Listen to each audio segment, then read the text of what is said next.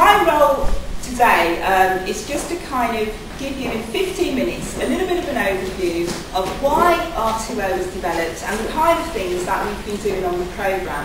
We're really lucky this morning because we've got lots of people here who've actually been part of the programme, they've been beneficiaries on the programme, and they've actually taken from it quite a lot of different support, they've grown their own networks, and we've got lots of people that have been involved in the delivery of the programme as well. So hopefully during the coffee break and over lunch you can get a bit more understanding of what the programme is going to, has delivered. But my job really is to just kind of give you a snapshot really of 2 years worth of work. Before I think we need to go into R2O, it suddenly occurred to me that this whole idea of supporting black and minority ethnic organisations might be something that we might need to kind of interrogate in a little bit more detail. Why should we do specific support for black and minority ethnic third sector organisations?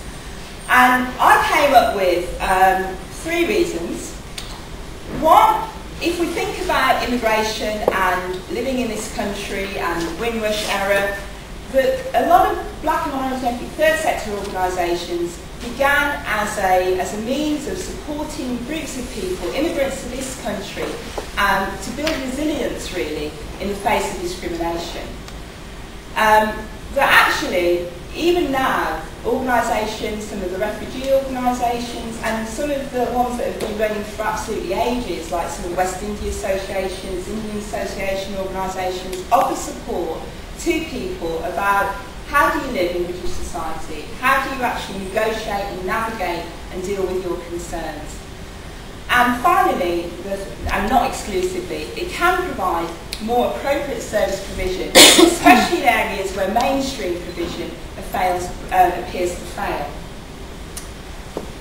And finally, the point I think which is important from BRAP's point of view is that organisations that are BME focused can be champions of change and social justice. And if we think about the origins of some of those some of the organisations that have been running for 25 years or more, some of them formed really to look at critical issues around discrimination, looking at trying to campaign for even people to join trade unions and to get equal rights. So the value of the BME third sector, I'm going to use BME because black and minority ethnic, it's a bit of a mouthful all the time. Reach and access can provide a sort of cultural sensitivity. I'll put that in brackets, but I think that there is a sort of safe haven that some people find really supportive when they come and work with BME organisations.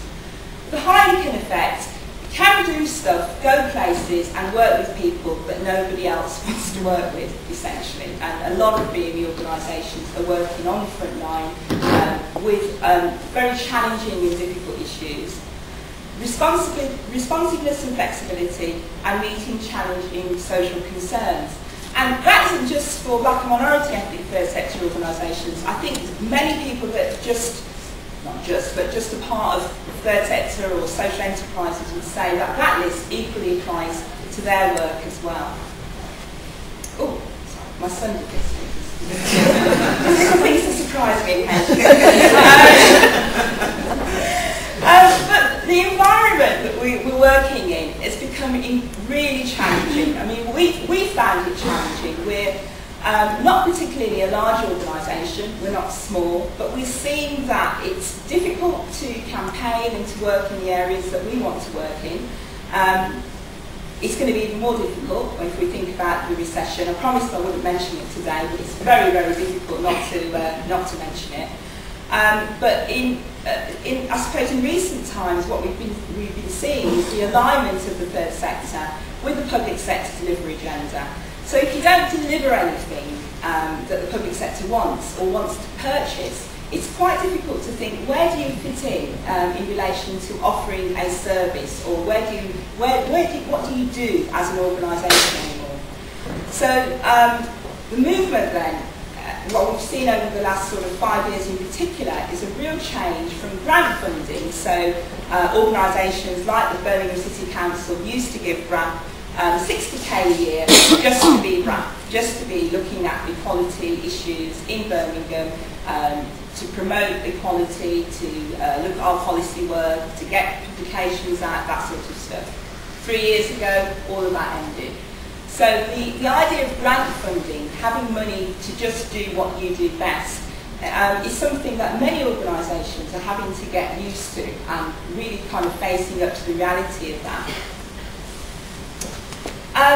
What we found in brap was that only about 25% of black and minority ethnic third sector organisations have received any development on performance issues. We still meet organisations in Birmingham, and given how many organisations we've supported, I still think this is quite challenging, who've never heard of us, never heard of BBSC, never heard of Luwa Centre, you know. Trying to hook up those organisations to support offers is quite difficult. It's actually quite challenging, depending on where they are, how networked they are, and what the kind of situations that they're exposed to. The other thing that we found is that infrastructure organisations, organisations that are supposed to support other organisations, often are very reticent about offering support to black and minority ethnic organisations. How do we do it? What do we do? How do we expect to support them strategically? What do we tell them? All of that sort of stuff. So it can be quite challenging for organisations to get support, even when people are in positions to offer support to the sector. So the challenges then for the BME third sector are considerable. Usually there's been a high reliance on grant income, and that's to do with the way that BME organisations tend to be politically funded. So they're funded because the government, usually either local or nationally, feel that they fulfil particular obligations, certain responsibilities by funding those organisations. So as a consequence, they've never really had to go out and work and commission against the services that they deliver. Short-term funding is something that all organisations suffer from in the third sector, but again, it's difficult when you're trying to shift from grants to commissioning and you've only got a year's funding. Some of the organisations we're working with are in that position. They are living from year to year to year. Can be unstrategic, little track record, subject to labelling, you know, don't really want to be working with a BME organisation, not sure how that's going to work out, vulnerable to political trends, there's increased competition as more BME communities come into the market, and finally, moving outside the term that I use called BMEism. I can't even say it. But what we mean by that is actually being seen that you can operate with quality and confidence across a number of different areas, and you don't just have to work with black and minority ethnic people. And that's something that we're finding that we're getting some work now that is generic work, that's work that anybody would get, and that's really good for our organisation.